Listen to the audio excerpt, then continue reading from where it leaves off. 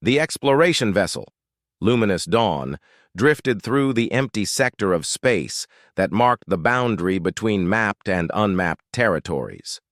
Commander Kesava stood at the sensor station, her four arms moving across the controls with practiced ease. Her species, the Zenthari, had been exploring this region for 3 standard cycles, cataloging asteroid fields and gas clouds for future mining operations. Nothing interesting had appeared on their scans for weeks. That changed when Science Officer Thunrek's console began emitting a sharp warning tone.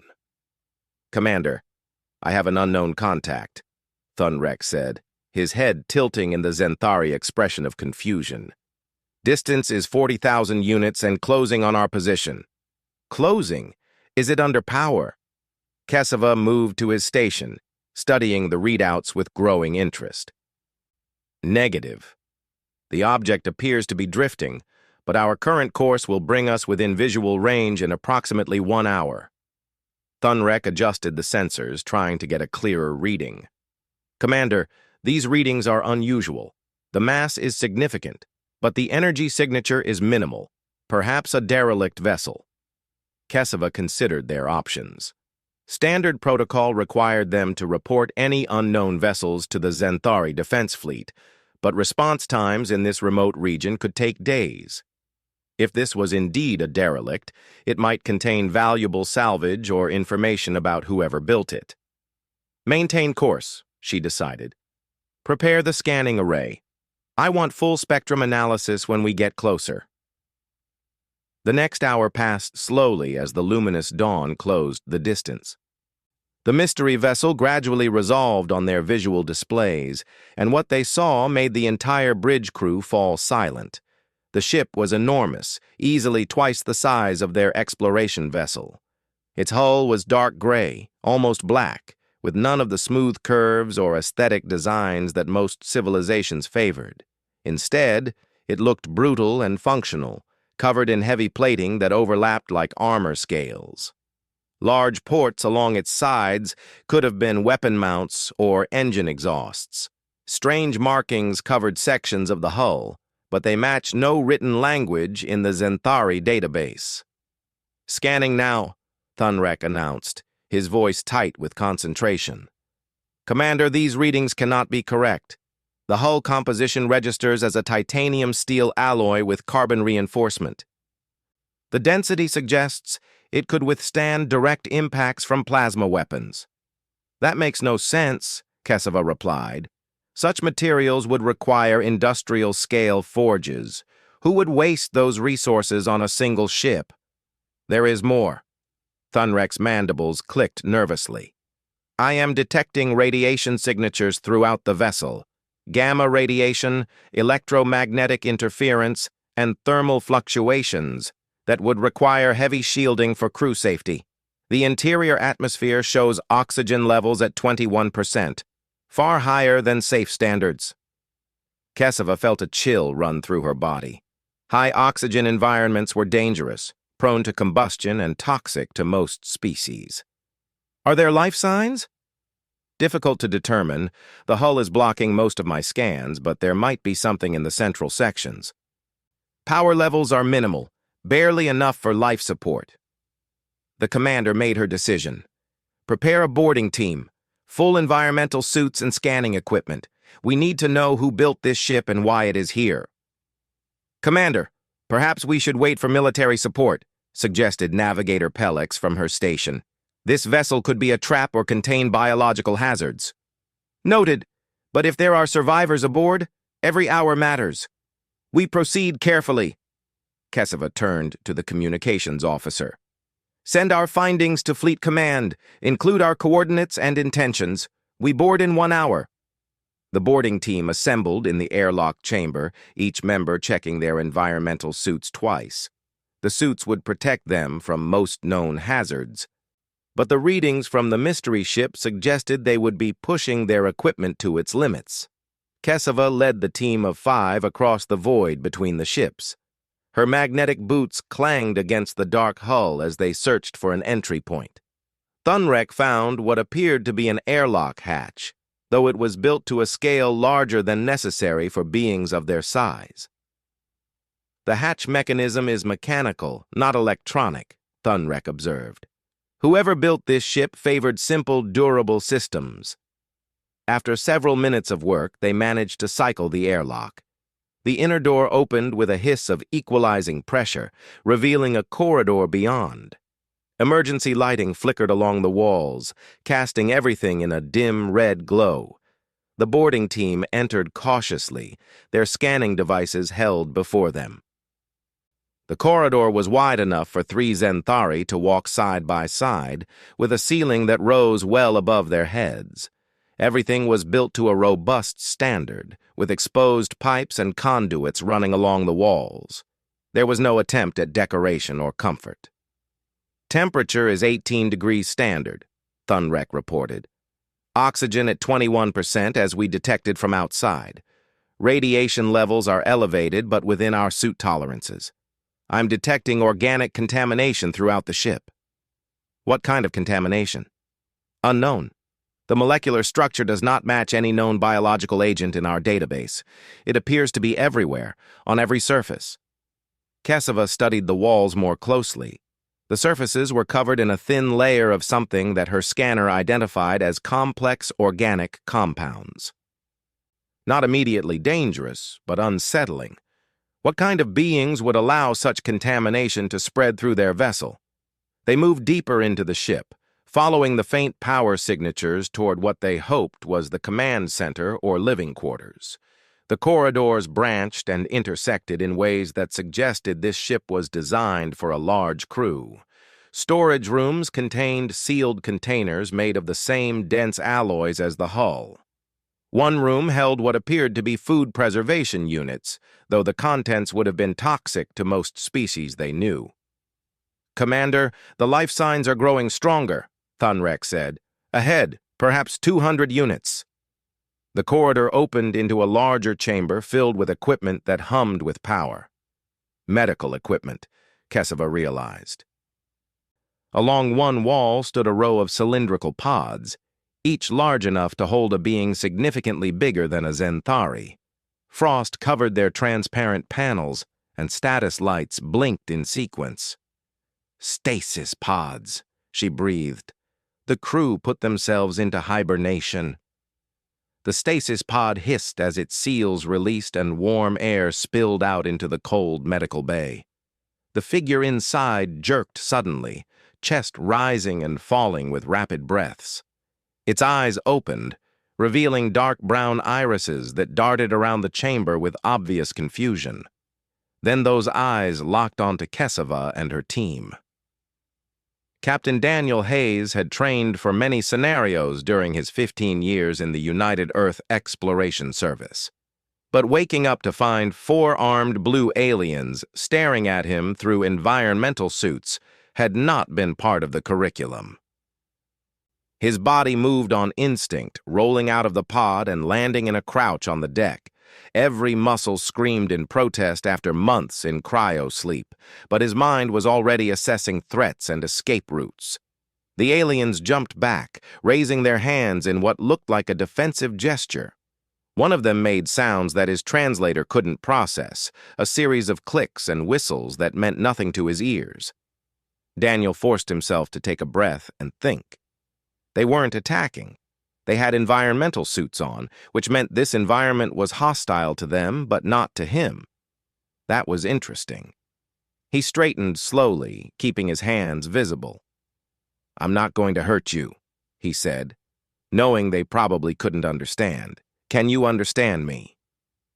More clicking sounds. The leader, he guessed from body language, pointed at a device on its suit. It made more sounds, then pointed at Daniel, clearly trying to establish communication. Daniel moved slowly to a wall panel, one that held the ship's emergency supplies. He pulled out a portable translation device, one of the old mechanical models that didn't require much power. The aliens watched him carefully as he activated it and held it between them. "Testing. Can you understand this?" he said clearly. The device hummed, processing, then emitted a series of sounds toward the aliens. The leader's body language shifted immediately to what might have been excitement. "Yes, we understand," came the translated reply through his device. "I am Commander Kesava of the Zenthari Exploration Fleet. You are aboard your vessel, which we found drifting in this sector." "Are you injured?" Daniel relaxed slightly. "First contact protocols, then." "I'm Captain Daniel Hayes of the United Earth Exploration Service. I'm not injured, just disoriented from cryosleep. How long were we in stasis?" "We cannot determine that. Your ship's computer systems are damaged. Can you tell us what happened?" Daniel's mind raced back to the last moments before emergency cryo had kicked in. "We encountered a spatial anomaly. Some kind of gravitational distortion that we didn't detect until it was too late. It damaged our main engines and several critical systems. The ship went into automatic emergency mode and put us in stasis until rescue arrived or until we drifted into a safe zone." He looked around the medical bay, really seeing it now. The emergency lights were on, which meant minimal power. The Pathfinder had survived, but barely. "I need to check on my crew. How many stasis pods are active?" 12 total, including yours. The others still show life signs." "Good. That's everyone." Daniel moved to the medical console, his fingers flying across the controls. The system was sluggish, but responsive. "I'm going to wake my chief engineer and head of security. We'll need their expertise." Kesava watched the human work with growing fascination. He moved through the hostile environment without any protection, handling equipment and controls that her team could only interact with through thick gloves. When he opened another stasis pod, she realized just how large these beings were. The human male stood at least a head taller than any Zenthari, with broad shoulders and heavy muscle structure. The second human to wake was female, with red hair tied back from her face. She came out of stasis more smoothly than the captain had, sitting up slowly and taking in the situation. "Captain Hayes, please tell me those are friendly aliens and not hallucinations from bad cryo," she said in a dry tone. "Friendly aliens, Nicole. Nicole Carter, our chief engineer. Nicole, this is Commander Kesava of the Zenthari Exploration Fleet. They found us drifting and boarded to investigate." Nicole waved at the aliens, apparently unconcerned by their appearance. "Nice to meet you. Sorry about the mess. How bad is the ship?" "I haven't had a chance to check yet. We just woke up." The third pod opened, releasing a large man with dark skin and a shaved head. Kevin Walsh, the security officer, came out of stasis with the same combat readiness that Daniel had shown, then relaxed when he saw the situation was under control. "Aliens." "Okay, that's new," Kevin said simply. "Everyone friendly?" "So far," Daniel confirmed. "Kevin Walsh, head of security. Kevin, we're cooperating with the Zenthari to figure out what happened to the Pathfinder." Kesava listened to the humans interact, noting their casual acceptance of the situation. These beings had just woken from emergency stasis to find their ship damaged and aliens aboard, yet they showed no panic. Their psychological resilience was remarkable. "Captain Hayes, may we ask you some questions?" Kesava ventured. "We need to understand your vessel and your species. Your ship is unlike anything in our databases." "Of course. We have questions too. You're the first alien species we've encountered." Daniel gestured for them to follow. "Let's go to the bridge. The main computer should still have basic functions." The group moved through the corridors, and Kesava noticed how differently the humans navigated their own ship. They moved quickly and confidently, not bothered by the elevated radiation or temperature fluctuations that her suit sensors kept warning her about. When they passed through a section where a coolant pipe had ruptured, the humans simply stepped over the spilled chemicals without concern. Her scanner identified the liquid as highly caustic. "Captain, is that substance not dangerous?" she asked. Daniel glanced at the spill. "The coolant? It's mildly toxic if you drink it, and it'll give you a rash if you get it on your skin, but it's not too bad. We'll clean it up later. Thunrek's mandibles clicked rapidly, his species' sign of distress. That coolant would burn through Zenthari's skin in seconds. The bridge was larger than expected, with stations for a full crew of 12. Emergency power kept the main displays functional, showing a star map that meant nothing to Keseva. Nicole went immediately to the engineering station, her fingers dancing across controls. Main engines are offline. We've got hull breaches in sections 4 and 7. Life support is on emergency power. The good news is the reactor core is stable. I can get us back to basic function, but we'll need supplies and about 3 weeks of work. Where are we exactly? Daniel asked Keseva. Our navigation systems are down. The conference room aboard the luminous Dawn had been hastily reconfigured to accommodate the humans. Standard Zenthari chairs would not support their greater mass, so they sat on reinforced cargo containers instead. Commander Keseva studied the 3 humans across the table, trying to understand what she was dealing with. Daniel Hayes leaned forward, his posture open and non-threatening despite his size. So let me make sure I understand correctly. Most species in your galactic community evolved on worlds with lower gravity, thinner atmospheres, and less radiation than Earth? That is correct, Keseva confirmed. The Zenthari homeworld has 70% of what you call standard gravity. Our atmosphere contains 12% oxygen. Most civilizations we know fall within similar ranges. Nicole Carter was taking notes on a portable data pad, her eyes bright with interest. What about predators? Dangerous animals? Natural disasters? Thunrek answered, his translation device carrying uncertainty. Our world has weather, certainly, but nothing extreme. As for predators, they exist, but our ancestors were not prey species. We evolved intelligence quickly and faced few threats. Huh. Nicole exchanged a look with Daniel. That explains a lot. Kevin Walsh spoke up, his deep voice rumbling through the translator. Commander, I don't mean to be rude, but you should probably know what Earth is like. Just so there are no misunderstandings later. Please, we wish to understand, Keseva said, though something in the human's tone made her nervous. Daniel took a breath. Earth is what we call a garden world. It's beautiful, full of life, and has environments ranging from frozen poles to tropical jungles. But it's also, well, actively trying to kill you most of the time. Trying to kill you? Thunrek's mandibles clicked. Surely you exaggerate. Not really, Nicole said. Let me start with the easy stuff. Earth's atmosphere is 21% oxygen because our plant life produces it as waste. Our oceans are salt water, which is corrosive and undrinkable. We have hurricanes, tornadoes, earthquakes, volcanoes, tsunamis, blizzards, and floods. Our temperature ranges from -40 degrees to +50 degrees depending on location and season. Keseva felt her body go cold. Those temperature extremes alone would be fatal to most Zenthari. Daniel continued. We evolved from prey animals, which means we developed persistence hunting. We can track prey for days without stopping. Our bodies regulate temperature through sweat, so we can function in heat that would kill most animals. We also developed fast healing and strong immune systems because Earth is full of diseases, parasites, and toxins. Our homeworld, Kevin added, has predators that can kill humans easily. Big cats, bears, crocodiles, sharks, venomous snakes, and spiders. We learned to use tools and cooperation to survive, but we never stopped being part of the food chain.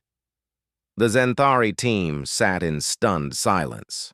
Thunrek finally spoke. Captain Hayes, are you describing a death world? A what? A death world. It is a classification we use for planets that are extremely hostile to life.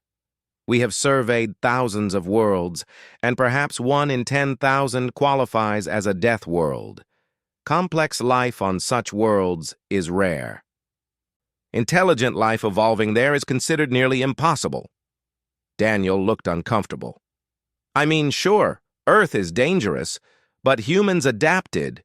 We learned to build shelters, make fire, develop medicine. We took care of each other. That's how we survived.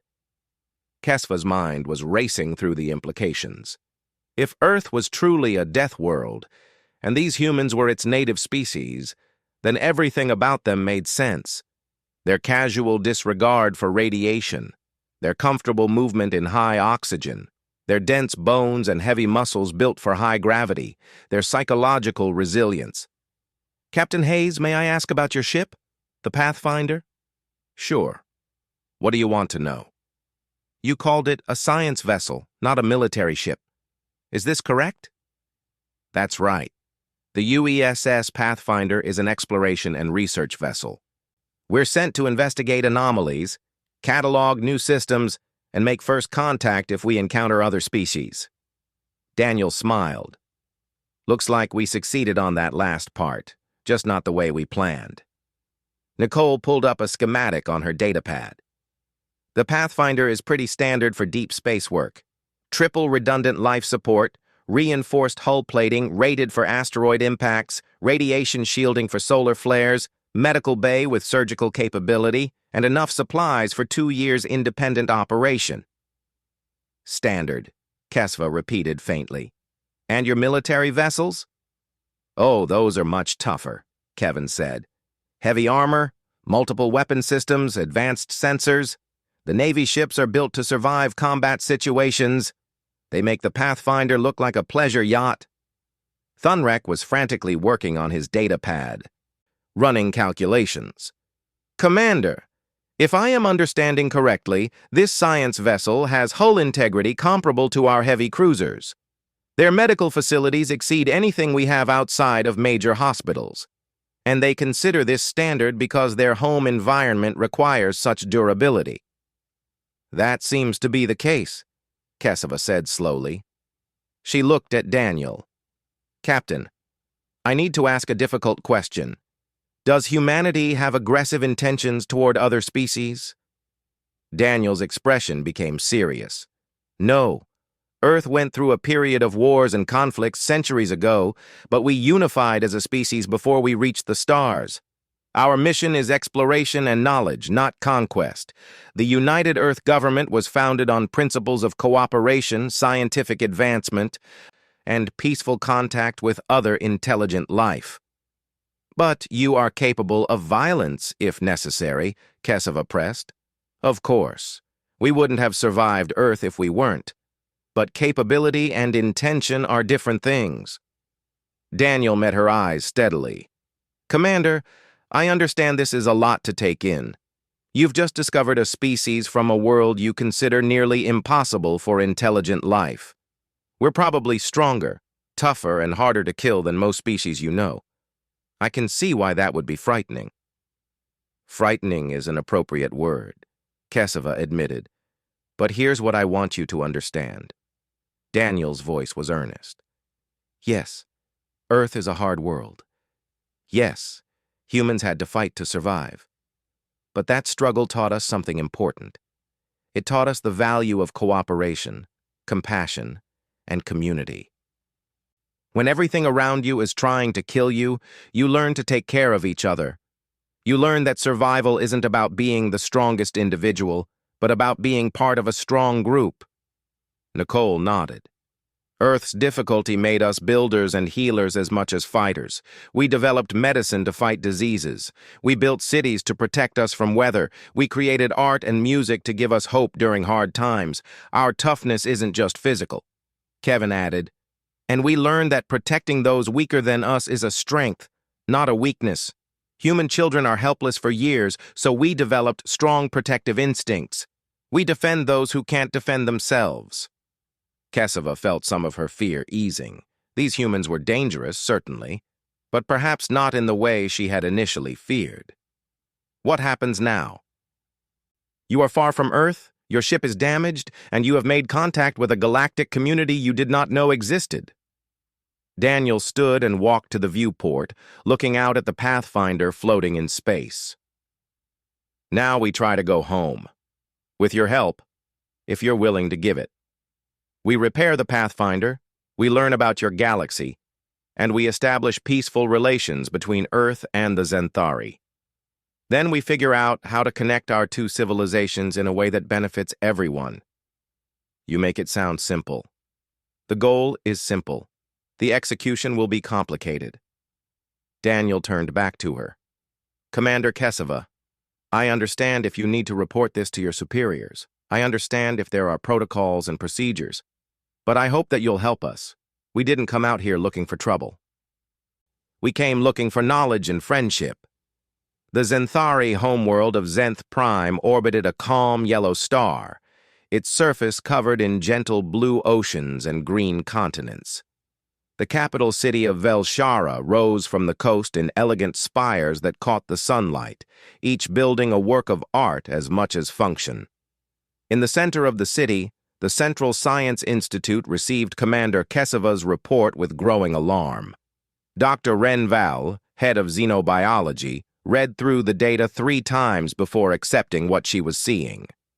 This cannot be accurate. The gravity readings alone suggest a planet that would crush most known species, and the atmospheric composition would be toxic. Her assistant, a younger scientist named Pelkin, pulled up comparison charts. Doctor, I have cross-referenced the data with our Deathworld classification system. By every measure, this planet Earth exceeds Class 2 parameters. It should be classified as Class 3. Class 3, Renval breathed. A Class 3 death world was theoretical, a planet so hostile that complex life should not be possible, let alone intelligent life. And these humans claim to be native to this world? Not just native. They describe it as a garden world, pleasant and life-supporting. Their baseline physiology treats conditions we would consider lethal as merely uncomfortable. Renval activated the holographic display, showing an image of Captain Daniel Hayes that Kesava had sent.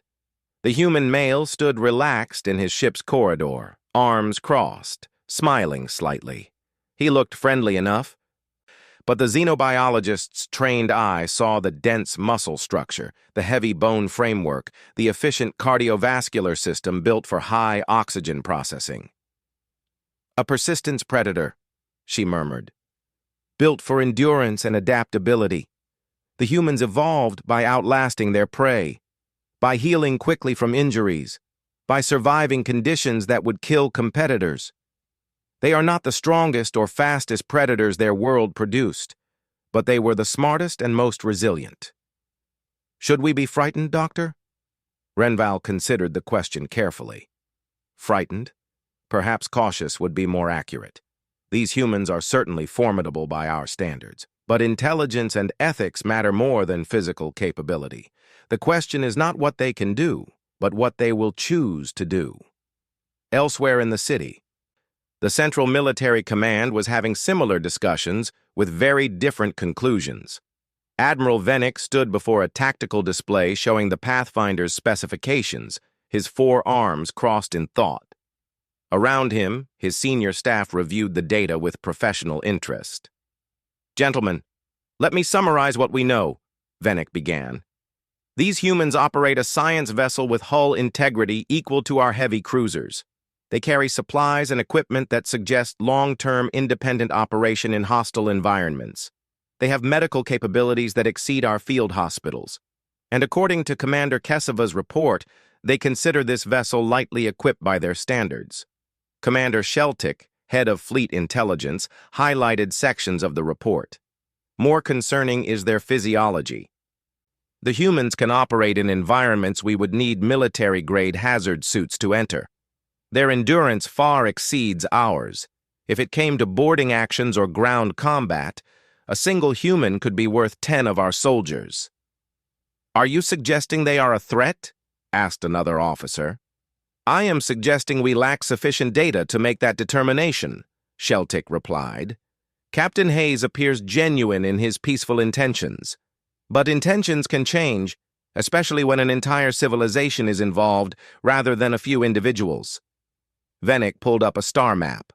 The coordinates they provided for Earth place it in an unexplored sector, approximately 400 light-years from our nearest outpost. That gives us time, at least. Even if humanity decided to expand aggressively, They would take years to reach our territory with conventional, faster-than-light drives. Assuming they use conventional drives, Sheltick countered. Admiral, consider the Pathfinder. It is built to standards we cannot easily match. What if human technology is significantly more advanced than ours in other areas? Then we should be establishing friendly relations immediately, another officer said. Potential allies are always preferable to potential enemies. The debate continued, but Vennick had already made up his mind. He would recommend cooperation and cautious engagement. The humans were a known quantity now, for better or worse. Treating them as enemies might become a self-fulfilling prophecy. In the Galactic Council chambers, representatives from 17 different civilizations gathered via holographic link to hear the emergency briefing. Council Speaker Moron, a dignified representative of the long-lived Quell species, activated the central display. Members of the Council, we have received confirmation of first contact with a new species. The Zenthari exploration fleet has encountered humans, a species originating from a world designated Earth. I must warn you, the information we have received is highly unusual. The briefing that followed created chaos in the normally orderly chamber. Representatives spoke over each other, their translation devices struggling to keep up. Class 3 Deathworld? That classification should not support intelligent life. Look at their vessel specifications. This threatens our industrial advantage. We should send a diplomatic mission immediately. This is a historic opportunity. Or a historic threat. We know nothing of their true intentions. Morin let them argue for several minutes before calling for order. Representatives, please. We must approach this situation with wisdom, not fear. The humans have not threatened anyone. They were victims of a spatial anomaly and are currently cooperating fully with Zenthari authorities. But what happens when they return to Earth and report our existence? Asked the Krell representative, a species known for cautious conservatism. What happens when their civilization learns there are thousands of inhabited worlds accessible to them? That is precisely why we must establish positive relations now, countered the Pelix representative, her tentacles waving expressively. If we treat them as threats, we make enemies. If we welcome them as friends, we gain allies who might be valuable in many ways. Valuable how? Someone asked. The Pelix representative highlighted sections of the human data. Consider their adaptability. Humans can operate in environments deadly to most of us. They could work in hazardous situations we cannot, conduct research in extreme conditions, explore planets we find too hostile. Beyond that, their engineering philosophy of redundancy and durability could revolutionize our approach to space vessel construction. You speak of advantages they bring us, the Krell representative said. What do we offer them? Why would they need our cooperation? Morin spoke up. Knowledge. The humans are explorers who did not know they shared the galaxy with other intelligent species. We can offer them star charts, scientific databases, cultural exchanges, and trade opportunities. We have thousands of years of collected wisdom they lack. The debate continued for hours, but eventually a consensus emerged. The Galactic Council would extend an official first contact invitation to humanity, with appropriate protocols and security measures. Commander Kesava would serve as initial liaison, given her established relationship with Captain Hayes, and representatives from multiple civilizations would travel to meet the humans in neutral space. Back aboard the luminous Dawn, Daniel Hayes was unaware of the political storm he had created. He was in the Pathfinder's engine room with Nicole helping her reconnect power conduits. "Hand me that torque wrench, would you?" Nicole asked, her head and shoulders inside an access panel. Daniel passed her the tool. "Think we'll get her flying again?" "Oh, sure. The damage looks worse than it is. We'll need some replacement parts, but the Zenthari have been helpful sourcing alternatives." Nicole emerged from the panel, grease smudging her face. "What worries me more is what happens after we fix the ship." "What do you mean?" The neutral zone station orbited a small moon in unclaimed space, built specifically for diplomatic meetings between civilizations. It was designed to accommodate dozens of species, with adjustable gravity sections, varied atmospheric chambers, and universal translation systems. Daniel Hayes had never imagined he would be walking through such a place. Representing all of humanity in its first contact with galactic civilization.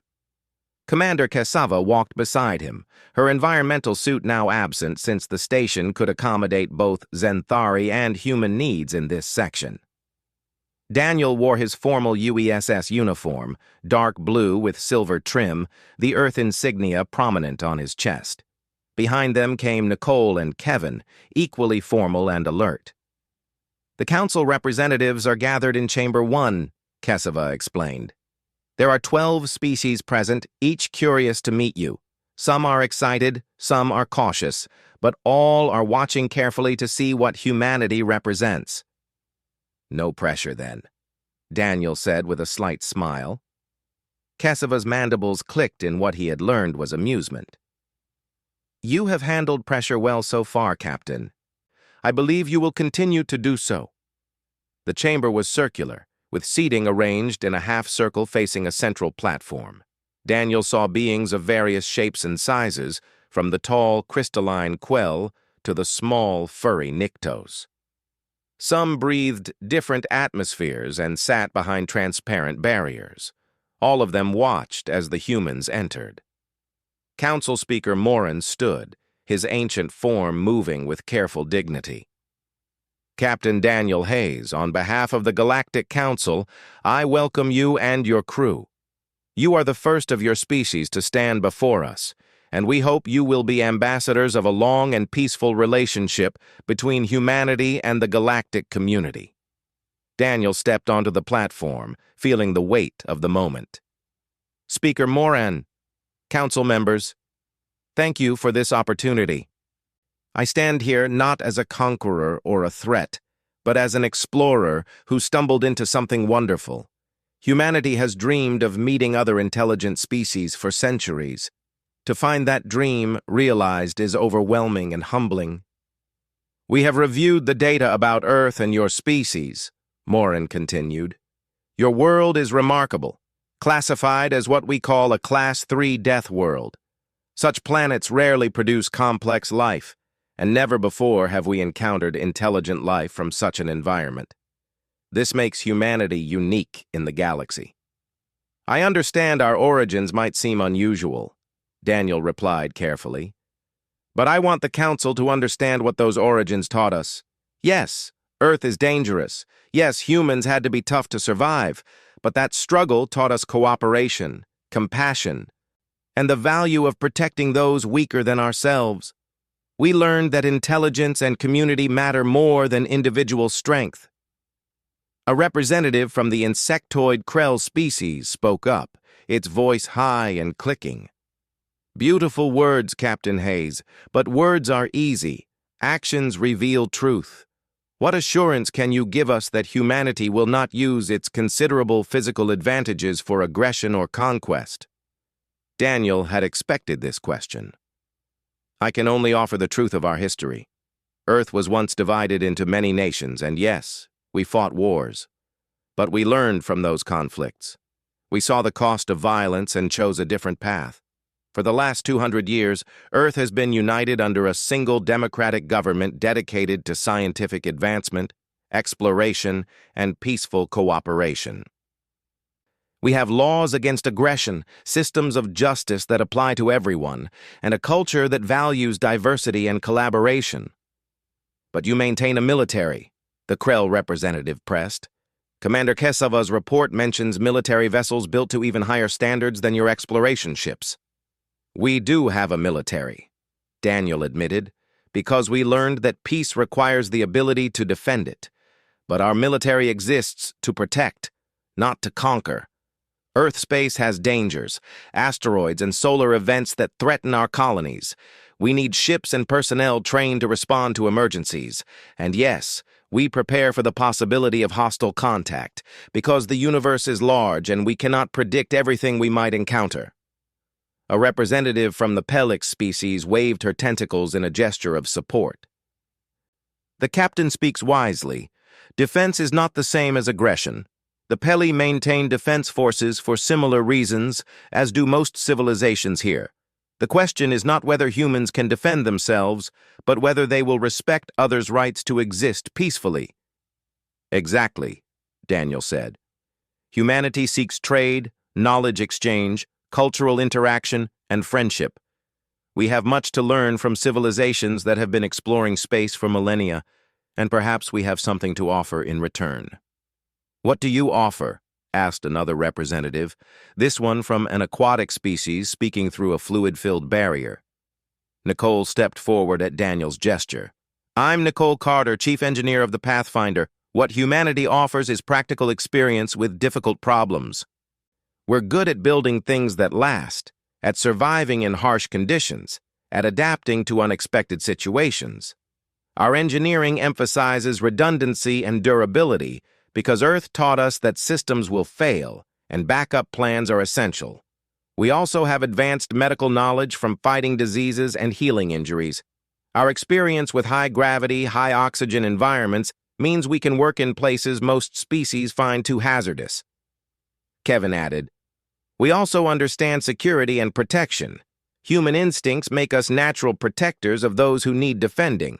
Throughout our history, we've shown that strength used to shield others rather than dominate them creates lasting bonds. Morin listened thoughtfully. These are valuable contributions, but I sense there is something you wish to ask of us. Captain Hayes. Daniel nodded. We need help. The Pathfinder is repairable, but we need some specialized components and materials. More than that, we need coordinates back to Earth and information about the galaxy we find ourselves in. We're lost, essentially, and we'd like assistance finding our way home. And then what? The Krell representative asked. You return to Earth, report our existence, and then your entire civilization knows about us. What happens when millions of humans decide to venture into space? They'll explore, Daniel said honestly. They'll want to meet you, trade with you, learn from you. But they'll follow the same laws and protocols that govern galactic civilization. That's why this first contact is so important. We need to establish frameworks now, agreements about territory, trade regulations, diplomatic protocols. We need to do this right so that when more humans arrive, they know how to interact respectfully. You propose immediate integration into galactic society? Morin asked. I propose starting the process, Daniel clarified. It will take time. Earth is 400 light-years from the nearest Council world. Even with faster-than-light travel, that's not a short journey. We'll need to establish communication relays, diplomatic outposts, trade routes. All of that requires cooperation and planning. The Council members began discussing among themselves, their various languages creating a strange harmony through the translation system. Daniel waited patiently, aware that human impatience might be interpreted as aggression. Nicole and Kevin stood quietly behind him, presenting a united front. Finally, Morin called for order.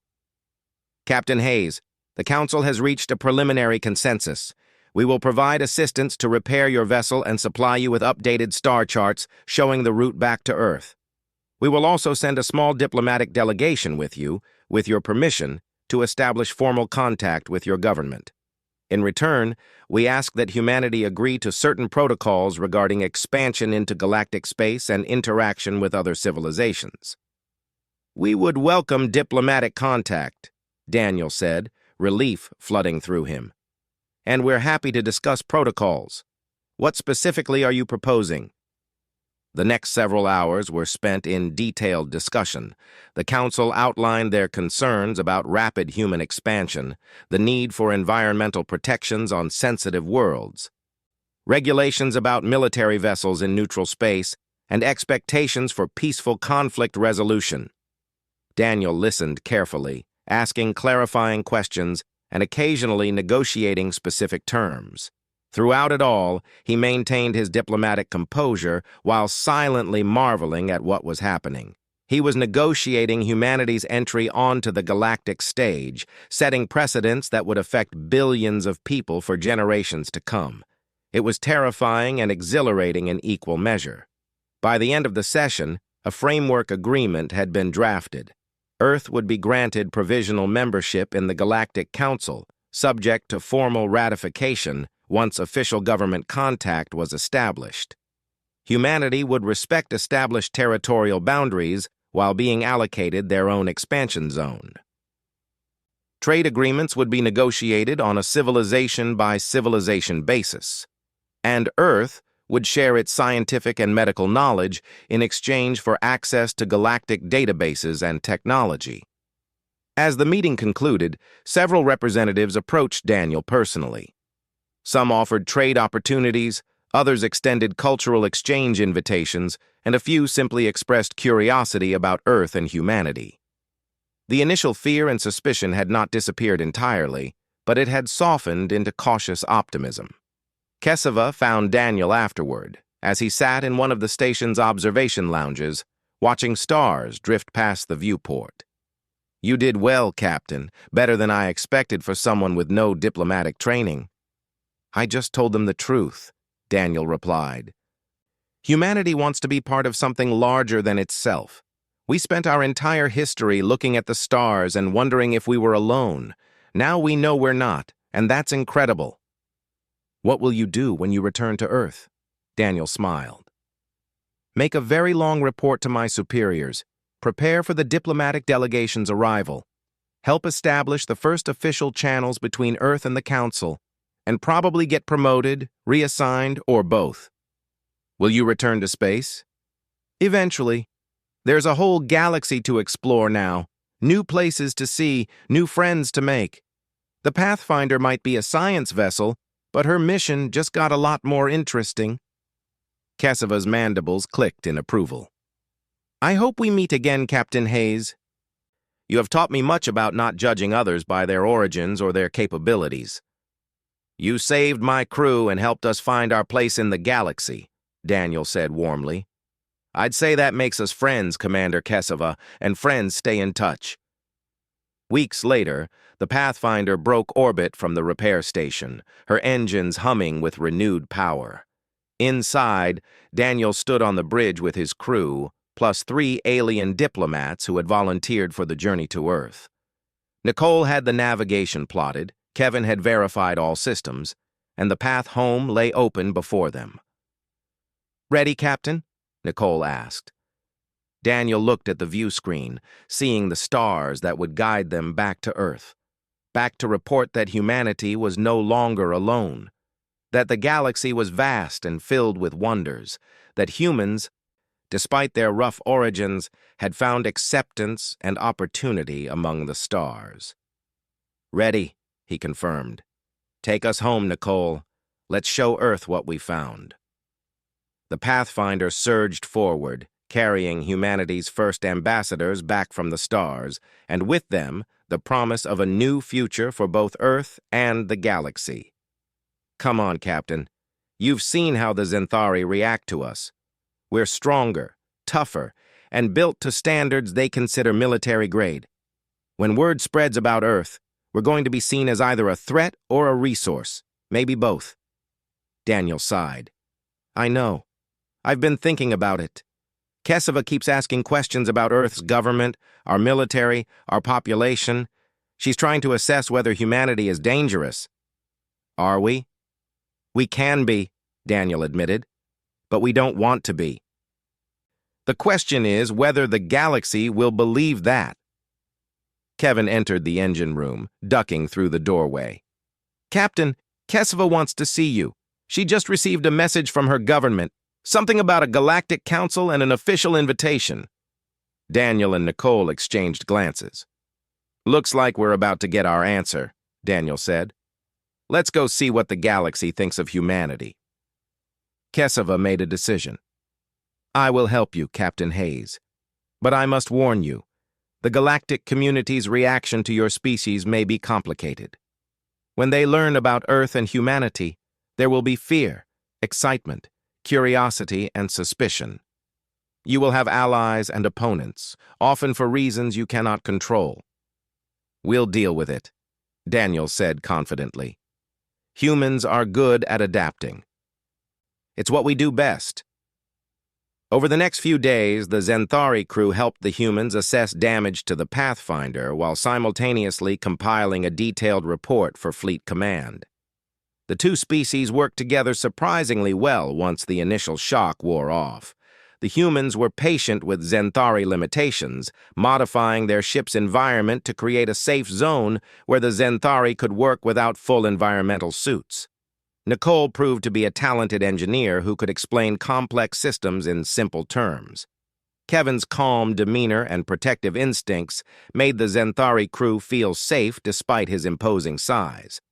And Daniel's diplomatic skills smoothed over cultural misunderstandings with humor and grace. But Kesava knew the easy part was over. Soon, the galaxy would learn about humanity, and everything would change. Kesava provided the coordinates, and Daniel entered them into the ship's computer. His face grew thoughtful as he studied the results. We're about 400 light-years from our last known position. That anomaly must have been some kind of wormhole or spatial fold. We traveled farther than we thought possible. 400 light-years?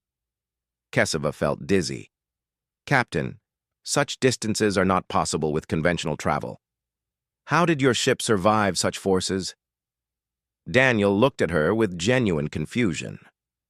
The Pathfinder is built for deep space exploration. She's designed to handle gravitational stress and radiation exposure. Standard Earth engineering. Standard? Thunrek spoke up. Captain Hayes, your ship's hull is composed of materials we reserve for military dreadnoughts. The radiation levels throughout your vessel would kill most species we know. And you are telling us this is standard? The three humans exchanged glances. I think we need to have a longer conversation, Daniel said slowly. Commander Kesava, can you tell us about the galaxy we found ourselves in? Because I'm starting to think Earth might be a bit different from other worlds. Thunrek moved to the nearest pod, wiping away the frost. Inside, a figure lay motionless. It was humanoid in shape, with 2 arms and 2 legs, but built on a scale that suggested great physical strength. Its skin was smooth and varied in tone, and its face held features that were both familiar and alien. There are 12 pods, all occupied, another team member reported. Commander, what do we do? Kesava studied the controls on the pods.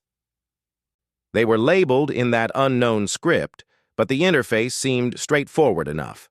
A decision point had arrived. They could leave these beings in stasis and wait for Fleet Command to decide their fate, or they could attempt to wake them and make first contact. She thought of the reports that would be filed, the committees that would debate, the months that might pass before action was taken. These beings had been drifting in space for who knew how long. They deserved better. We wake one of them, Kesava announced. Carefully. Thunrek, can you access the pod controls? I believe so. The interface is simple, designed for emergency use. His hands moved across the panel. Initiating revival sequence now. The pod began to hum more loudly, and the frost started to melt away from its surface. Inside, the figure stirred.